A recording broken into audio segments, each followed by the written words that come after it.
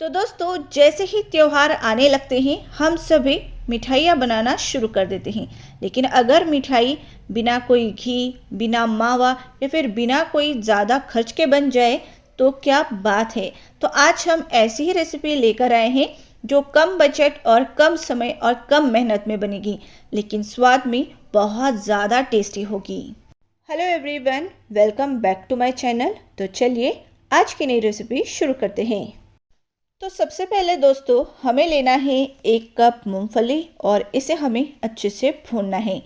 दोस्तों, आपने कई बार मूंगफली की मिठाई तो बनाई होगी, लेकिन हम उसे बहुत ज़्यादा नहीं भूनते हैं, लेकिन उसकी मिठाई थोड़ी सी कच्चे मूंगफली का स्वाद देती है। लेकिन आज की रेसिपी में हमें मूंगफली को अच्छे से भून लेना है, तभी इसका स्वाद बहुत अच्छा आएगा। तो आप देख सकते हैं हमने मूंगफली को अच्छे से भून लिया है और इसकी जो स्किन है, इसका जो छिलका है, इस पर अच्छे से स्पॉट के निशान आ चुके हैं। और अब हमें गैस के फ्लेम बंद करके इसे किसी किचन टॉवेल पर निकाल लेना है। तो दोस्तों, इसे ठंडा करने के बाद ही आपको इसे रब करना है, क्योंकि मूंगफली के जो छिलके होते हैं अगर आप हाथों से थोड़े थोड़े करके छिलेंगे तो बहुत टाइम वेस्ट होगा और आपकी मेहनत भी आपको दुगनी लगेगी। लेकिन आप किचन टॉवेल पर लेकर इस तरीके से पोटली बनाकर रब करेंगे तो थोड़ी ही देर में सारे मूंगफली के छिलके अलग हो जाएंगे, जिससे आपका समय, आपकी मेहनत बहुत कम होगी। तो यहाँ पर आप देख सकते हैं हमने इसे छिल लिया है और सारे छिलके अलग हो चुके हैं। और ये देखिए दोस्तों, हमारा काम कितने आसानी से और जल्दी हो चुका है। चलिए अब इसके सारे छिलके हमें निकाल देने हैं। तो अगर आपको छिलके निकालने में दिक्कत होती है तो आप इसे धो भी सकते हैं और अच्छे से सारे छिलके साफ़ कर लीजिए। अब कढ़ाई में लेना है 1 कप दूध और दूध में हमें डालना है मूंगफली। जी हाँ दोस्तों, आज की मिठाई बहुत टेस्टी, बहुत अलग है और बनाने में सबसे आसान है। और मज़े की बात यह है, इसमें घी बिल्कुल भी नहीं लगता है। तो दूध में मूंगफली डालने के बाद इसमें एक उबाल आने तक हमें पकाना है। जी हाँ, हमें ज़्यादा नहीं पकाना है, बस दूध में जैसे उबाल आएगा हमें गैस की फ्लेम बंद कर देना है और इसे ठंडा होने देना है। तो जैसे ये ठंडी होगी तो मूंगफली भी सॉफ्ट हो जाएगी और इसका कलर भी थोड़ा सा चेंज हो जाएगा। अब इसे ग्राइंडर जार में डालकर हमें इसे पीस लेना है।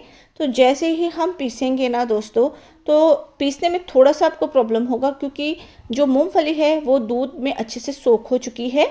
तो हमें इसे थोड़ा सा अच्छे से पीसने के लिए आधा कप दूध और डालना है, जिससे मिठाई भी अच्छी बनेगी और इसे अच्छे से पीसने में आसानी हो जाएगी। चलिए अब इसे फिर से पीस लेते हैं और इसका फाइन पेस्ट बना लेना है। ये देखिए दोस्तों, हो चुका है इसका अच्छा पेस्ट। अब इसे हमें डालना है कढ़ाई के अंदर। अच्छा दोस्तों, इसे बनाने के लिए आपको नॉनस्टिक कढ़ाई ही लेनी है, इस बात का ध्यान रखिए। और अब हमें इसमें ऐड करना है 1/3 कप मिल्क पाउडर। ये ऑप्शनल है, अगर ये नहीं है तो इसके बिना भी मिठाई बन जाएगी। 1/4 कप हमने डाला है शक्कर। शक्कर कम ही डालना है क्योंकि मूंगफली भी हल्की मीठी होती है और हमने मिल्क पाउडर भी डाला है जो कि मीठा होता है। जैसे अगर आप मिल्क पाउडर नहीं डाल रहे हैं तो शक्कर थोड़ी सी बढ़ाकर डालिए, तभी इसका टेस्ट अच्छा आएगा। अब बस हमें इसे पकाना है और जैसे जैसे आप इसे पकाएंगे ये गाढ़ा होने लगेगा और कढ़ाई को छोड़ने लगेगा। जी हाँ दोस्तों, इसे पकाने के लिए ज़्यादा टाइम नहीं लगता है, बहुत ही कम खर्च में, लेकिन बहुत बहुत टेस्टी मिठाई बनती है। अगर आपको पीनट बटर बहुत ज़्यादा पसंद है तो बिल्कुल वही टेस्ट वाली ये मिठाई बनती है, जो बहुत हेल्दी है, बहुत आसानी से बनती है और बिल्कुल कम खर्च में बनती है। ये देखिए दोस्तों, जैसे हम इसे पका रहे हैं इसमें बड़े बड़े बबल्स आने लगे हैं और बिल्कुल ये ड्राई होने लगा है। लेकिन हमें इसे कढ़ाई छोड़ने तक, जी हाँ, जो मिश्रण है वो कढ़ाई को छोड़ने तक ही आपको पकाना है, तभी आपकी मिठाई सेट होगी। तो दोस्तों, अब हमें इसे फ्लेवर बढ़ाने के लिए इसका तो हम डालेंगे वेनिला एसेंस, लेकिन आप इसमें इलायची का पाउडर भी डाल सकते हैं, तब भी चलेगा। और अच्छे से पकाने के बाद देखिए बिल्कुल इसका मिश्रण गाढ़ा हो चुका है, एकदम थिक हो चुका है। और अगर आपको चेक करना हो ये जमेगी या नहीं, तो आपको इसे पकाने के बाद बस थोड़ा सा मिश्रण हाथों पे लेना है, हल्का सा घी लगा कर लीजिए और फिर इसकी एक छोटा सा बॉल बनाकर देखिए। अगर बॉल बन जाता है इसका मतलब आपकी मिठाई सेट हो ही जाएगी 100%। चलिए अब हमें इसे सेट करना है। और सेट करने के लिए दोस्तों मैंने यहाँ पर लिया है ग्लास का कंटेनर, लेकिन आप स्टील की थाली भी ले सकते हैं। और मैंने इसे ग्रीस नहीं किया है क्योंकि मैंने यूज़ किया है इको बेक का बेकिंग पेपर। जब आप इसे यूज़ करते हैं तो आपको इसे ग्रीस करने की बिल्कुल भी ज़रूरत नहीं पड़ती है और मिठाई बहुत अच्छे से सेट होकर उसे हम इजीली डिमोल्ड कर सकते हैं और इसके पीसेस आसानी से कर सकते हैं। तो यहाँ पर मैंने मिठाई का मिश्रण डाल दिया है दोस्तों। अब इसे अच्छे से इवनली स्प्रेड करने के लिए स्पैचुला के ऊपर थोड़ा सा आप घी लगा दीजिए और फिर इसे फैलाइए इवनली। जैसे ये स्प्रेड होगी फिर हमें इसे ठंडा करने के लिए रखना है। जैसे हम इसे फैला रहे हैं आप देख सकते हैं कितना बढ़िया टेक्सचर आया है। बिल्कुल ऐसा लग रहा है हमने काजू कतली बनाई है या फिर मावे या खोबे की मिठाई लग रही है। अब इसे मैं जल्दी ठंडा करने के लिए फ्रिज में डालूंगी, लेकिन आप इसे रूम टेम्परेचर पर ऐसे भी सेट होने के लिए रख सकते हैं 2 से 3 घंटे के लिए। जैसे ये अच्छे से ठंडी होगी तब हम इसे काटेंगे। तो ये अच्छे से ठंडी हो चुकी है, मैंने इसे फ्रिज में रख के फटाफट सेट किया था।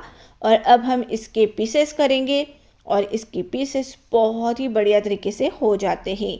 ये देखिए दोस्तों, और खाने में ये बहुत अच्छी लगती है। कम बजट में बहुत ही अच्छी मिठाई है और घर की रखी चीज़ों से ही बन जाएगी। ये देखिए दोस्तों, जैसा हम इसे तोड़ रहे हैं इसका टेक्सचर आप देख सकते हैं। इसी तरीके से आपको सारे पीसेस कर लेने हैं। आप इसके छोटे बड़े अपने हिसाब से पीसेस कीजिए और फिर इसे गार्निश कीजिए। ये देखिए दोस्तों, मैंने यहाँ पर इसे बर्फ़ी का शेप दिया है और अब हम इसे गार्निश करेंगे। तो मैंने यहाँ पर देखिए चांदी का वर्क, पिस्ता की कतरन और छोटी छोटी चेरी से इसे डेकोरेट किया है ताकि ये बहुत ही सुंदर दिखे। खाने में तो ये बेस्ट है ही, लेकिन दिखने में ये कोई महंगी मिठाई से कम नहीं लगती है। तो आप भी इसे बनाइए और अच्छी बात यह है कि इसे आप व्रत में भी खा सकते हैं। तो है ना बहुत ही शानदार और टेस्टी मिठाई। चलिए दोस्तों, अब मैं इसे अच्छे से आपको तोड़ कर दिखाती हूँ ताकि आपको पता चले अंदर का टेक्सचर बहुत लाजवाब है। ये देखिए दिखने में भी कितनी प्यारी और अच्छी लगती है और इसे जैसे आप तोड़ेंगे ना बहुत ही स्मूथ, क्रीमी और बिल्कुल मावे जैसी मिठाई लग रही है। तो इसे ज़रूर बनाइएगा। रेसिपी कैसी लगी मुझे ज़रूर बताइएगा। अच्छी लगी हो तो इसे लाइक और शेयर करना ना भूलिएगा।